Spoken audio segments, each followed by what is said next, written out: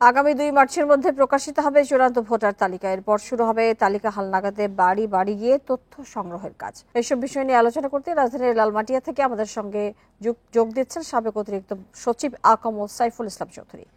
জনাব সাইফুল ইসলাম চৌধুরী, আপনাকে স্বাগত জানাচ্ছি আমাদের এই সংবাদে। যেটি জানতে চাই যে আপনার কাছে যে ভোটার তালিকা হালনাগাদ করতে ৬ মাস লাগবে, অর্থাৎ অন্তর্বর্তীকালীনের সরকারের যে সময়সীমা সেটির একটি কিছু অংশ আমরা জানতে পারলাম, তাহলে জাতীয় নির্বাচন কবে হবে সেটি অনুমান করা যায় কিনা? এটা তো পরিষ্কার হয়ে গেল একটা মোটামুটি ভাবে যে ৬ মাস লাগবে, হচ্ছে ২রা মার্চ থেকে ৬ মাস, মানে ২রা মার্চের পরে ৬ মাস, তার মানে সেপ্টেম্বর পর্যন্ত চলে যাবে। হচ্ছে এই বাকি যেটা ২৮ লক্ষের মতন লোক, ২৭-২৮ লক্ষ লোক ভোটার তালিকা অন্তর্ভুক্ত হওয়ার কথা, যারা ইতিপূর্বে তালিকাভুক্ত হননি তাদেরকে তালিকাভুক্ত করার জন্য, যারা মারা গেছেন তাদেরকে বাদ দেওয়ার জন্য। যাই হোক, এটা হচ্ছে যে যেহেতু অন্তর্বর্তীকালীন সরকার, তারা মোটামুটি ভাবে যে ধারণা দিচ্ছে যে ২-২.৫ বছর কমপক্ষে নির্বাচন দিতে তারা সময় নেবেন, বা তার চেয়েও বেশি হতে পারে। সে কারণে নির্বাচন কমিশন সেই তাল রেখে আপনি মার্চ থেকে সেপ্টেম্বর পর্যন্ত হালনাগাদ করবে ভোটার তালিকা।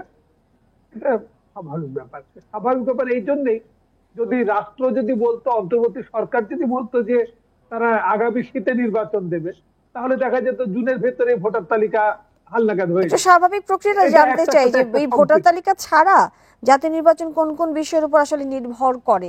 একটি রাজনৈতিক সরকার থাকলে আসলে কত সময়ের মধ্যে নির্বাচন করতে পারতো এবং কি কি প্রক্রিয়া তারা সময়ের মধ্যে সম্পন্ন করতো, একটু জানতে চাই আপনার কাছে। আপনি যেমন ধরেন যে ৯১ সালের যখন তত্ত্বাবধায়ক সরকার এলো, তখন কিন্তু তারা ৩ মাসের মধ্যে নির্বাচন করেছে, এবং তখনও ভোটার তালিকা করে সবকিছু সমাধান করে তারা 3 মাসের মধ্যে নির্বাচন করেছিল।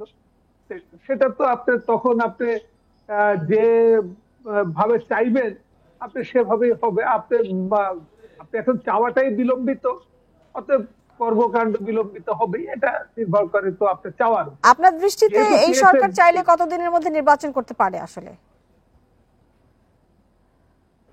আমি তো আপনাকে বললাম যে ৯১ সালে নির্বাচন হয়েছিল 3 মাসের মধ্যেই। ৯১-তে একটা বিরাট পরিবর্তনের পরে নির্বাচন হয়েছিল। আবার ধরেন 111-এর পরে নির্বাচন করতে 2 বছর লেগেছে। আমাদের চাওয়ার উপরে নির্ভর করবে, 3 মাসও হতে পারে, 2 বছরও হতে পারে। আমরা দুটো অতীতে দেখেছি, দুটো উদাহরণই আমাদের সামনে আছে, যে দুটো ব্যাপক পরিবর্তনের পরে 111-এটা যদি অত ব্যাপক নাও বলি, দুটো পরিবর্তনের পরে, একটা পরিবর্তনের পরে 90 দিনের পরে ভোট হয়েছে, 90 দিনের ভেতরে, আর এটা 2 বছরের মধ্যে ভোট হয়েছে। অতএব এখন আপনি সেটা 2 বছর আর 90 দিন, এটাকে গড়ও করতে পারেন, এটাকে এক্সটেন্ডেডও করতে পারেন। এটা কি হবে এটা ভবিতব্যই বলতে পারবে। জি, সার্বিক সামগ্রিক পরিস্থিতি দেশের, সেটি দেখে আপনার কি মনে হয় যে কতদিনের মধ্যে নির্বাচন হওয়া উচিত? এবং আরেকটি বিষয় যেটি জানতে চাই যে নির্বাচন ব্যবস্থা সংস্কারের দায়িত্ব কি আসলে নির্বাচন কমিশনের কিনা? না, নির্বাচন ব্যবস্থা সংস্কারের দায়িত্ব নির্বাচন কমিশন। হয়তো তারা যেটা আরপিও যেটা হবে, সেখানে তারা কি কি চায় না চায় সেটা তারা অন্তর্ভুক্ত করতে পারে। মূল ব্যবস্থাপনার দায়িত্ব যেটা সংশোধন বা সংস্কারের যে দায়িত্ব, এটা সরকারের।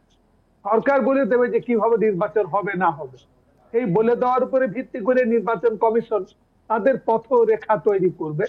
সেটা নির্বাচন কমিশন পরবর্তীতে কাজটা, কিন্তু মূল জিনিসটা নির্ভর করবে সরকারের সংশোধনের উপরে, সরকারের সংস্কারের উপরে। সরকার কি চায়, সরকার কিভাবে নির্বাচন চায়। এখন যেমন ধরেন আনুপাতিক নির্বাচনের কথা হচ্ছে, এখন আনুপাতিক সংখ্যানুপাতিক নির্বাচন হবে, নাকি আসন ভিত্তিক নির্বাচন হবে, নাকি 2 হাউস হবে, আপার হাউস লোয়ার হাউস, এই ধরনের কথাবার্তাগুলো নিয়ে, এগুলো তো নির্বাচন কমিশন ঠিক করবে না।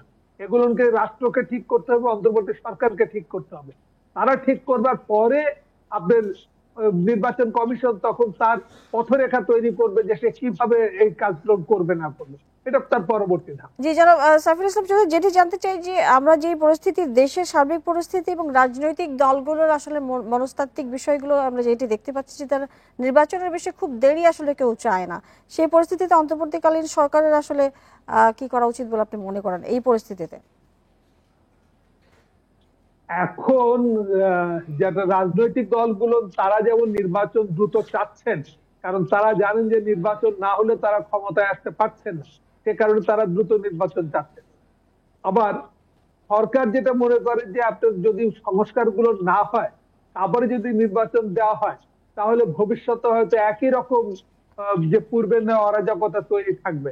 সে কারণে সরকার এখন তাদের তারা প্রতিশ্রুতিবদ্ধ মানুষের কাছে যে ভবিষ্যতে একটা ভালো নির্বাচন সব সময়ের জন্য হবে, এরকম জি কিছু একটা তারা করে যেতে চান। জি অতএব এই টানা পড়ে আসলে নির্বাচন হতে আমার মনে হয় না যে কোনোভাবেই 2 বছরের আগে নির্বাচন হওয়া সম্ভব হবে, এটা আমার কোনোভাবেই জি মনে হয় না। জনাব সাইফুল ইসলাম চৌধুরী, আপনাকে অনেক ধন্যবাদ আমাদের সাথে যুক্ত হয়ে বেশি কথা বলবার জন্য।